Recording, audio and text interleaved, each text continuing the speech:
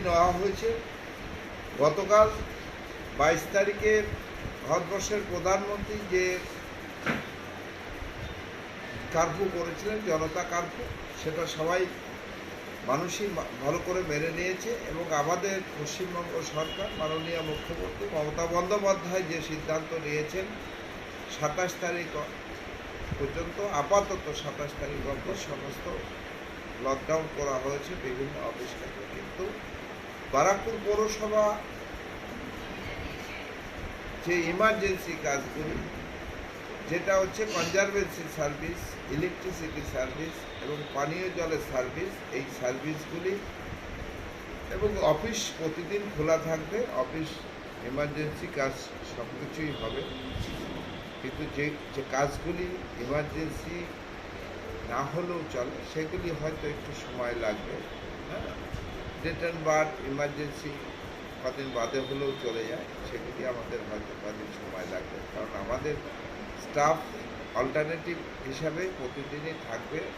এবং বারাকপুর পৌরসভার থেকে সব থেকে যে জিনিস, আমরা প্রত্যেককে মাস্ক বিতরণ করছি এবং আমরা অফিস বা আমাদের যেসব অফিসগুলি আছে, আমাদের হসপিটাল আছে, সেখানে যেটা স্যানিটাইজারের ব্যবস্থা করা হয়েছে। সাধারণ মানুষ যারা আসছে তাদেরকে স্যানিটাইজার দিয়ে হাত ধুয়ে করা হচ্ছে।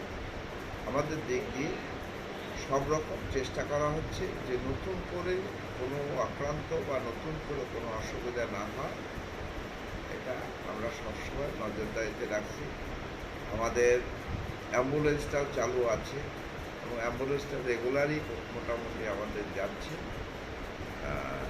যেটা আমরা দেখতে পাচ্ছি কিছু কিছু জায়গায়, প্রত্যেক এরিয়াতে কিছু কিছু মানুষ আসছে বাইরে থেকে, এবং বাইরে থেকে আসার পরে যারা প্লেনে আসছে তাদের একটা মিনিমাম টেস্ট করে তাদেরকে ছেড়ে দেওয়া হচ্ছে, তারা বাড়িতে আসছে। কিন্তু এলাকার লোক সেটা খুবই সমস্যা তৈরি হচ্ছে।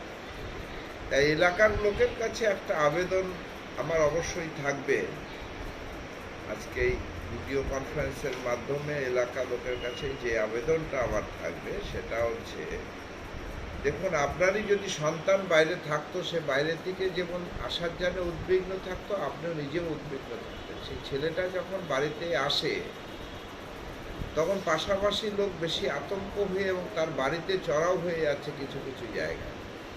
আমি বলবো, আপনারা বলুন, তাকে একটু বলুন যে অন্তত পক্ষে যে বাইরে থেকে যে ছেলেটি এসছে বা যে লোকটি এসছে তাকে জানি একটু ঘরের ভিতর থাকার, আলাদা করে থাকার ব্যবস্থা হয়। কারণ তার যদি কোনো দুর্ঘটনা ঘটে, কোনো কিছু ঈশ্বরের কাছে কামনা করি কোনো দুর্ঘটনা না হোক বা কোনো রকম এই ধরনের রোগ না হোক,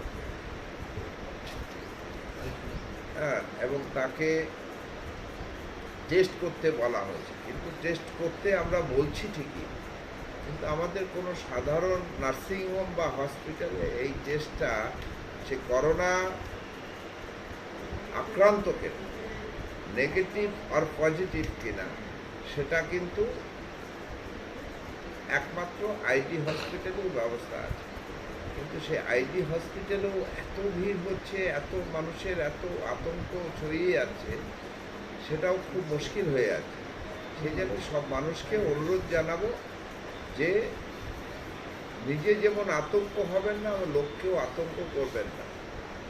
কারণ সরকার যে সিদ্ধান্ত নিয়েছে সেই সিদ্ধান্ত, বাজার, এমার্জেন্সি সব কিছুই খোলা থাকবে। আমাদের পৌরসভাও সেইভাবে এমার্জেন্সি সার্ভিসই বেশি খোলা থাকবে। সেই জন্য বড় আতঙ্কের কিছু নেই।